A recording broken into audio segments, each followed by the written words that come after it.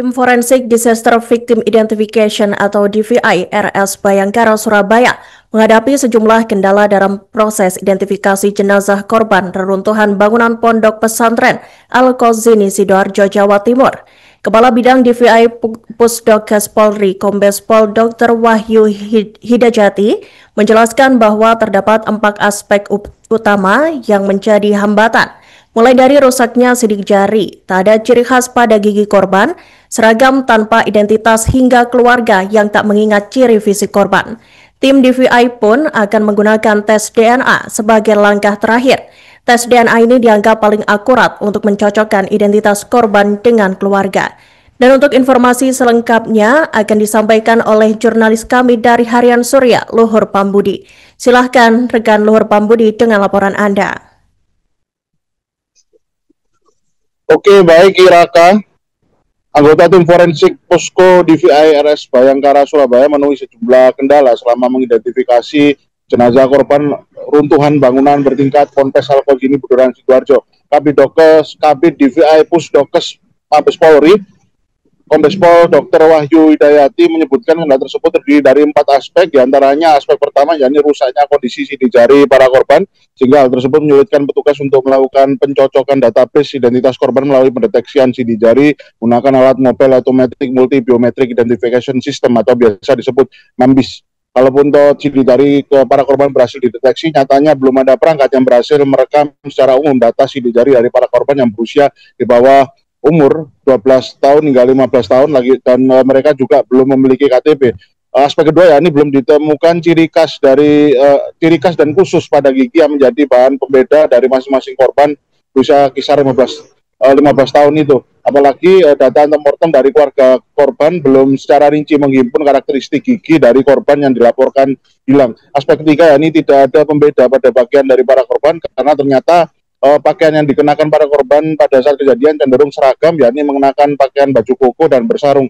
Masalahnya juga tidak tertera adanya identitas pada pakaian seragam dari para korban atau baju koko dari para korban, sehingga petugas kesulitan untuk melakukan pencocokan secara sekunder melalui atribut, aksesoris atau properti pakaian yang sedang dikenakan korban. Aspek keempat yakni banyak anggota keluarga yang tidak hafal ciri khusus pembeda pada tubuh korban. Artinya memang ada beberapa keluarga yang tidak menghafal secara detail ciri khusus pada tubuh korban seperti letak tai lalat atau bekas tanda lahir yang mungkin khas pada masing-masing tubuh korban.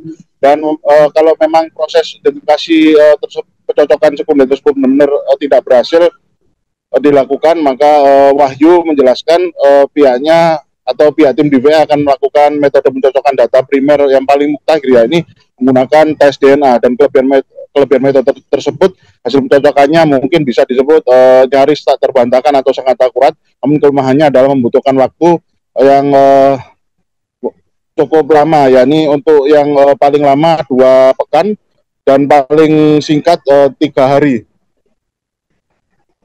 Dan untuk pencocokan melalui metode tes DNA ini atau identifikasi melalui tes DNA ini akan sangat tergantung dengan kondisi jaringan tubuh yang dijadikan sampel dalam proses uji laboratoriumnya. Dan di lain sisi, kemarin Kabidokes Polda Jatim Kombes Pol Dr. M. Kusnan Marzuki menjelaskan bahwasanya hari ini, di hari Sabtu ini, tim DVI Polda Jatim sudah mengirimkan 56 sampel DNA dari hasil sampel antemortem pada keluarga korban. Dan ini dilakukan agar proses pengujian dapat dilakukan, pengujian tes DNA ini bisa berlangsung secara secepat mungkin ya, sehingga waktu yang mungkin dibutuhkan oleh metode ini bisa dilakukan sebegitu lebih dini sehingga tidak makan banyak waktu di kemudian hari. Tapi tim DVI dari posko antemortem yang disediakan oleh pihak kepolisian di wilayah Polda Jawa Timur tetap berusaha untuk menggali data sekunder dari para keluarga korban seperti foto wajah dari korban semasa hidup, kemudian pakaian, ciri tubuh, dan terutama foto susunan gigi hasil rekam medis yang sebelumnya mungkin pernah dijalani oleh korban. Dan untuk per pukul 21.02 Jumat kemarin sudah ada sekitar 8 jenazah yang dievakuasi di RS Bayangkara, dan kabarnya hingga Sabtu siang ini sudah ada 14 jenazah yang dievakuasi atau yang ditemukan oleh tim SAR gabungan dari reruntuhan, kemudian dievakuasi ke RS Bayangkara sebagai posko utama untuk melakukan identifikasi sebagai posko DVI RS Bayangkara.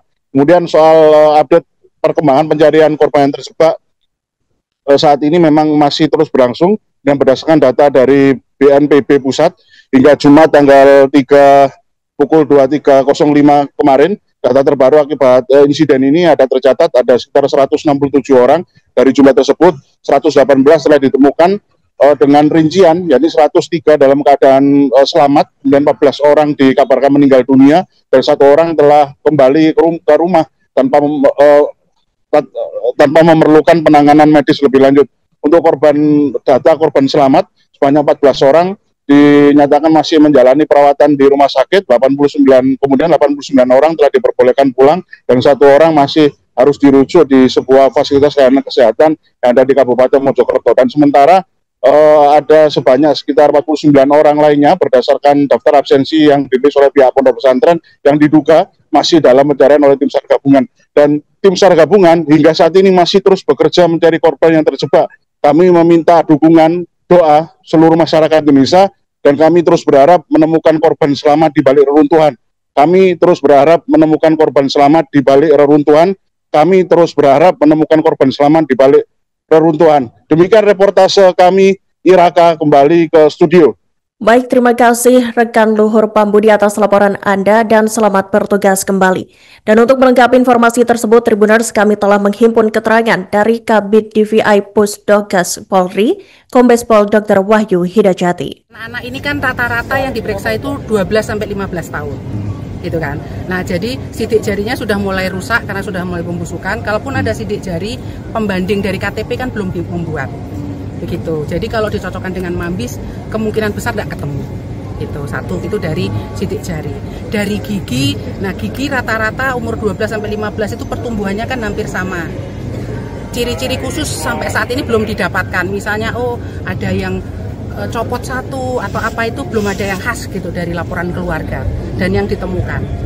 Jadi untuk dari gigi juga agak kesulitan untuk membandingkan.